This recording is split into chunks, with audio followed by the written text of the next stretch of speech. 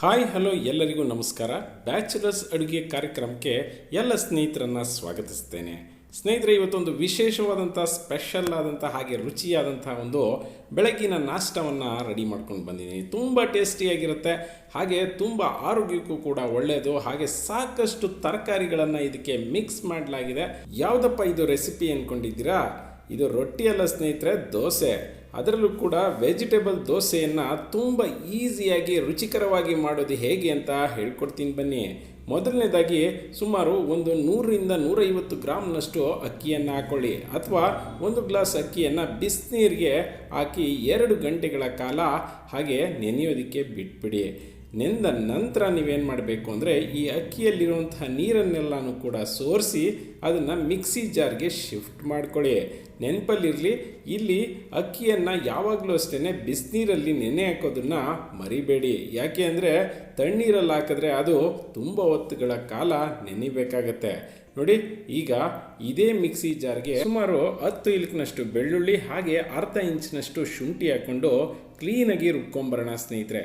ನೆನಪಲ್ಲಿರಲಿ, ಇದನ್ನು ರುಬ್ಬಬೇಕಾದ್ರೆ ತುಂಬ ಮೃದುವಾಗಿ ರುಬ್ಕೊಳ್ಬೇಕು. ಯಾಕೆಂದರೆ ಇದು ದೋಸೆ ಮಾಡ್ತಾ ಇರೋದು, ಸೊ ಹಾಗಾಗಿ ಇಡ್ಲಿಯ ರೀತಿಯಲ್ಲಿ ತರಿಯಾಗಿ ಇರೋದು ಬೇಡ.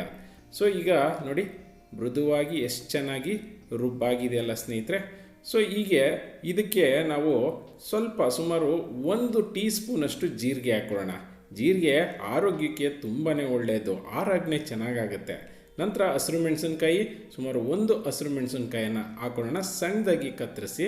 ಆನಂತರ ಇದಕ್ಕೆ ಕ್ಯಾಪ್ಸಿಕಮ್, ಸುಮಾರು ಒಂದು ಅರ್ಧದಷ್ಟು ಕ್ಯಾಪ್ಸಿಕಮನ್ನು ಸಣ್ಣದಾಗಿ ಉತ್ತರಿಸಿ ಹಾಕ್ಕೊಳ್ಳಿ. ಹಾಗೆ ಈರುಳ್ಳಿ ನಿಮ್ಮ ಒಂದು ಇಚ್ಛೆಯ ಅನುಸಾರವಾಗಿ ಹಾಕಬಹುದು. ನಾನಿಲ್ಲಿ 1 ಈರುಳ್ಳಿಯನ್ನು ಹಾಕ್ಕೊಂಡಿದ್ದೀನಿ. ಹಾಗೆ ಕ್ಯಾರೆಟನ್ನು, ಸುಮಾರು 1 ಕ್ಯಾರೆಟನ್ನು ತುರಿದು ಸಣ್ಣದಾಗಿ ತುರಿದು ಹಾಕ್ಕೊಳ್ಳಿ ಸ್ನೇಹಿತರೆ. ಆನಂತರ ಇಲ್ಲಿ ಸುಮಾರು 1 ಆಲೂಗೆಡ್ಡೆಯನ್ನು ಕ್ಲೀನಾಗಿ ಸಣ್ಣದಾಗಿ ತುರ್ಕೊಂಡು ಬಂದಿದ್ದೀನಿ. ನೋಡಿ, ಅದನ್ನು ನೀರಿಗೆ ಹಾಕಿ ಅದರಲ್ಲಿರುವಂತಹ ಲೋಳೆಯ ಅಂಶವನ್ನೆಲ್ಲ ತೆಗೆದು ನಂತರ ಅದನ್ನು ನೀರಿನ ಅಂಶ ತೆಗೆದು ಹಾಕ್ಕೊಂಡಿದ್ದೀನಿ. ಅನಂತರ ಇದಕ್ಕೆ ಕ್ಲೀನಾಗಿ ಒಂದು ಒಳ್ಳೆ ಮಿಕ್ಸ್ ಕೊಡಿ ಸ್ನೇಹಿತರೆ. ಸಂಪೂರ್ಣವಾಗಿ ಎಲ್ಲವೂ ಕೂಡ ಒಂದಕ್ಕೊಂದು ಬೆರೆತ್ಕೊಡ್ಬೇಕು, ಆ ರೀತಿಯಲ್ಲಿ ಮಾಡ್ಕೊಳ್ಳಿ. ನೆನಪಲ್ಲಿರಲಿ ಸ್ನೇಹಿತರೆ, ನೀವು ನಾರ್ಮಲ್ಲಾಗಿ ದೋಸೆಗೆ ರುಬ್ಕೊಳ್ಬೇಕಾದ್ರೆ ರುಬ್ಕೊಳ್ತೀರಲ್ಲ, ಆ ರೀತಿಯಲ್ಲಿ ಇರಬಾರ್ದು ಮಿಶ್ರಣ. ಸ್ವಲ್ಪ ಗಟ್ಟಿಯಾಗಿರಲಿ. ಯಾಕೆಂದರೆ ನಾವು ಎಲ್ಲ ರೀತಿಯಾದಂಥ ತರಕಾರಿಗಳನ್ನು ಹಾಕಿದ ನಂತರ, ಅದರಲ್ಲೂ ಮುಖ್ಯವಾಗಿ ಈರುಳ್ಳಿಯನ್ನು ಹಾಕಿದ ನಂತರ ಇದು ಸ್ವಲ್ಪ ನೀರಿನ ಅಂಶ ಬಿಟ್ಕೊಡುತ್ತೆ. ನಂತರ ಕೊತ್ತಂಬರಿ ಸೊಪ್ಪನ್ನು ತಗೊಳ್ಳಿ, ಅದನ್ನು ಕೂಡ ಸಣ್ಣದಾಗಿ ಕಟ್ ಮಾಡಿಕೊಂಡು ಸುಮಾರು ಒಂದು 2ರಿಂದ 3 ಕಡ್ಡಿಯಷ್ಟು ಕೊತ್ತಂಬರಿ ಸೊಪ್ಪನ್ನು ಇದಕ್ಕೆ ಆ್ಯಡ್ ಮಾಡಿಕೊಂಡ್ರೆ ಸಾಕು ಸ್ನೇಹಿತರೆ.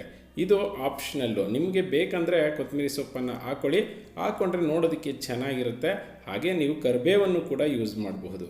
ನಂತರ ಉಪ್ಪನ್ನು ಹಾಕ್ಕೊಳ್ಳಿ. ಉಪ್ಪು ನಿಮ್ಮ ರುಚಿಗೆ ಅನುಸಾರವಾಗಿ ಸುಮಾರು 1 ಟೀ ಸ್ಪೂನ್ ಉಪ್ಪು ಹಾಕ್ಕೊಂಡ್ರೆ ಸಾಕು. ತುಂಬ ಉಪ್ಪು ಹಾಕ್ಬಿಟ್ರೆ ಕೂಡ ಚೆನ್ನಾಗಿರೋದಿಲ್ಲ ಸ್ನೇಹಿತರೆ.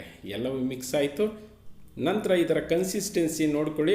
ಸಂಪೂರ್ಣವಾಗಿ ಗಟ್ಟಿಯಾಗಿತ್ತು ಅಂತ ಹೇಳಿದ್ರೆ ಸುಮಾರು 1/4 ಗ್ಲಾಸ್ನಷ್ಟು ನೀರನ್ನು ಹಾಕ್ಕೊಳ್ಳಿ, ಅಥವಾ ನೀವು ನೋಡಿಕೊಂಡು ನಿಮ್ಮ ಒಂದು ಕನ್ಸಿಸ್ಟೆನ್ಸಿ ಹೇಗಿದೆ, ದೋಸೆ ಒಂದು ಸಂಪಳ ಅಥವಾ ಹಿಟ್ಟು ಯಾವ ರೀತಿಯಲ್ಲಿ ಇರುತ್ತೆ ಆ ಒಂದು ಅದಕ್ಕೆ ಈ ಮಿಶ್ರಣವನ್ನು ರೆಡಿ ಮಾಡಿಕೊಂಡ್ರೆ ಆಯಿತು ಸ್ನೇಹಿತರೆ.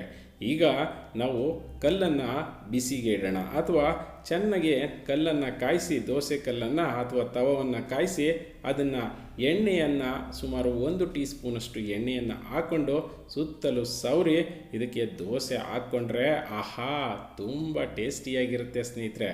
ಯಾವ ರೀತಿಯಾದಂತಹ ರುಚಿ ಇರುತ್ತೆ ಅಂತ ಹೇಳಿದ್ರೆ ಸ್ನೇಹಿತರೆ, ನೀವು ಸಾಮಾನ್ಯವಾಗಿ ಮಸಾಲೆ ರೊಟ್ಟಿ ತಿಂದಿರಬಹುದು, ಅದಕ್ಕಿಂತ ಒಳ್ಳೆಯ ಟೇಸ್ಟನ್ನು ಇದು ಹೊಂದಿರುತ್ತೆ. ಅದನ್ನು ತುಂಬ ತೆಳ್ಳಗೆ ಎಳ್ಕೊಳ್ಬೇಕಾದಂಥ ಅವಶ್ಯಕತೆ ಇಲ್ಲ. ನಿಮಗೆ ಆದರೆ ತೆಳ್ಳಗೆ ಮಾಡ್ಕೊಳ್ಳಿ, ಇಲ್ಲ ಅಂದರೆ ಹಾಗೆ ಚೆನ್ನಾಗಿ ದಪ್ಪಗೆನೆ ಇದ್ದರೂ ಪರವಾಗಿಲ್ಲ, ಸ್ಪಾಂಜಿಯಾಗಿ ಇರುತ್ತೆ. ಸೊ ಒಂದು 2 ನಿಮಿಷ ಹೀಗೆ ಹಬೆಯಲ್ಲಿ ಬೇಯಿಸಿ ನಂತರ ತೆಗೆದ್ರೆ ಒಳ್ಳೆ ರುಚಿಯಾದಂತಹ ದೋಸೆ ರೆಡಿ ಇದೆ ಸ್ನೇಹಿತರೆ. ಒಂದೇ ಸೈಡ್ ಸಾಕು ನಿಮಗೆ ಅಂತ ಹೇಳಿದ್ರೆ ಸಾಕು, ಇಲ್ಲ 2 ಸೈಡ್ ಬೇಯಿಸ್ಕೊಳ್ತೀನಿ ಅಂದರೂ ಕೂಡ ಬೇಯಿಸ್ಕೋಬೋದು. ಒಂದು ನೆನಪಲ್ಲಿರಲಿ, ದೋಸೆಯನ್ನು ಯಾವಾಗಲೂ ಕೂಡ ಈ ರೀತಿಯಾದಂತಹ ಒಂದು ವೆಜ್ ದೋಸೆಯನ್ನು ಮಾಡಬೇಕಾದ್ರೆ ತುಂಬ ಉರಿಯನ್ನು ಹೆಚ್ಚಿಗೆ ಇಟ್ಕೋಬೇಡಿ.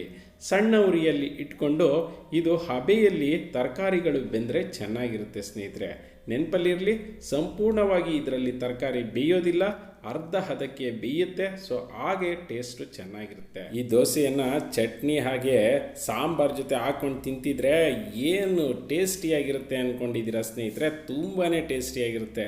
ಸೊ ಇವತ್ತು ನಾವು ಮಾಡಿದಂಥ ಈ ಒಂದು ಸಣ್ಣ ರೆಸಿಪಿ ನಿಮಗೆಲ್ಲ ಇಷ್ಟ ಆಯಿತು ಅಂದ್ಕೊಳ್ತೀನಿ. ಇಷ್ಟ ಆಗಿದ್ರೆ ಲೈಕ್ ಮಾಡಿ, ನಮ್ಮ ಚಾನಲ್ಗೆ ಸಬ್ಸ್ಕ್ರೈಬ್ ಆಗಿ ಸ್ನೇಹಿತರೆ. ಇನ್ನು ನಮ್ಮ ಲಾಸ್ಟ್ ರೆಸಿಪಿಗೆ ಸಂಬಂಧಪಟ್ಟ ಹಾಗೆ ಮೊದಲನೇ ಕಾಮೆಂಟ್ ಹಾಗೆ ಮೊದಲನೇ ಉತ್ತರ ಎರಡನ್ನೂ ಕೂಡ ವೈಭವ ಗೌಡ ಅವರು ಕೊಟ್ಟಿದ್ದಾರೆ. ಯಾರೆಲ್ಲ ನಮ್ಮ ವಿಡಿಯೋಗಳನ್ನು ನೋಡಿದ್ದೀರಾ, ಲೈಕ್ ಮಾಡಿದ್ದೀರಾ, ನಮ್ಮ ಚಾನಲ್ಗೆ ಸಬ್ಸ್ಕ್ರೈಬ್ ಆಗಿದ್ದೀರಾ, ಅವರೆಲ್ಲರೂ ಕೂಡ ನಮಸ್ಕಾರಗಳನ್ನು ಸಲ್ಲಿಸುತ್ತಾ ಇವತ್ತಿನ ಪ್ರಶ್ನೆ ಏನಪ್ಪ ಅಂತ ಹೇಳಿದ್ರೆ, ಈ ದೋಸೆಗೆ ನಾನು ಬೇಕಿಂಗ್ ಪೌಡರ್ ಅಥವಾ ಬೇಕಿಂಗ್ ಸೋಡಾ ಇವೆರಡರಲ್ಲಿ ಯಾವುದನ್ನು ಯೂಸ್ ಮಾಡಿದ್ದೀನಿ ಅಂತ ನೀವು ನನಗೆ ಹೇಳಬೇಕು. ಜೈ ಹಿಂದ್, ಜೈ ಕರ್ನಾಟಕ ಮಾತೆ.